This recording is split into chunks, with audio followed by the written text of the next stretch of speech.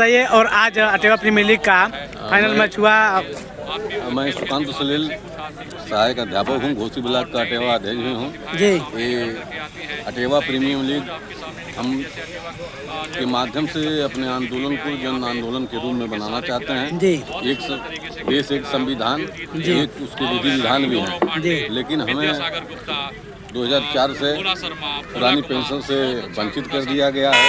अगर एक कर्मचारी, पूरे कर्मचारी चाहिए अपनी ज़िंदगी मतलब 60 साल 62 साल सरकार की योजनाओं को या देश सेवा में लगा देगा, उसके बाद कहाँ जाएगा? उसके बुढ़ापे की लाठी छिन जा रही है। ये लग रहा है जो एनपीएस है बाजार के हवाले है। हम अपनी मांग को एक संवैधानिक तरीके से जन आंदोलन के रूप में हम अपने सरकार से मांग करते हैं कि भाई हमारी पुरानी पेंशन बहाल की जाए, इसलिए कि माननीय लोग खुद पुरानी पेंशन ले रहे हैं। तो सर देखा जाए सरकार कर रही है कि हम विकास कर रहे हैं, लेकिन सर लगातार आप लोग पेंशन के लड़ते रहे हैं। ठीक है, वो सरकार हमारी है, हम उसके कर्मचारी हैं। सरकार ये कह रही है कि हम विकास करें तो हम भी तो अपनी मांग रख रहे हैं। अगर माननीय सरकार कह रही है कि भाई हम विकास कर रहे हैं तो ये कहाँ का हो गया कि भाई ये पुरानी पेंशन अपने ले रहे हैं, हमें नए पेंशन आच्छादित कर दे रहे हैं। क्योंकि हम 60 साल सेवा करके एक बुढ़ापे में कहाँ अपने आप को पाएंगे?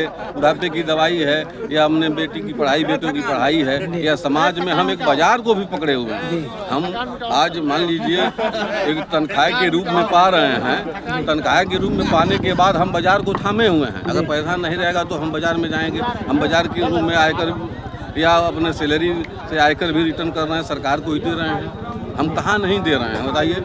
और फिर हमारी पुरानी पेंशन जो एक बुढ़ापे का सहारा है, बेटी की विदाई है, बेटा की पढ़ाई है और अपने खुद बुढ़ापे की लाठी है, उसको हम पाने के लिए एक जोरदार तरीके से हम जन आंदोलन अपनी मांग सरकार से रख रहे हैं। और सड़क से और दिल्ली तक और खेल के माध्यम से हम संवैधानिक तरीके से मांग कर रहे हैं।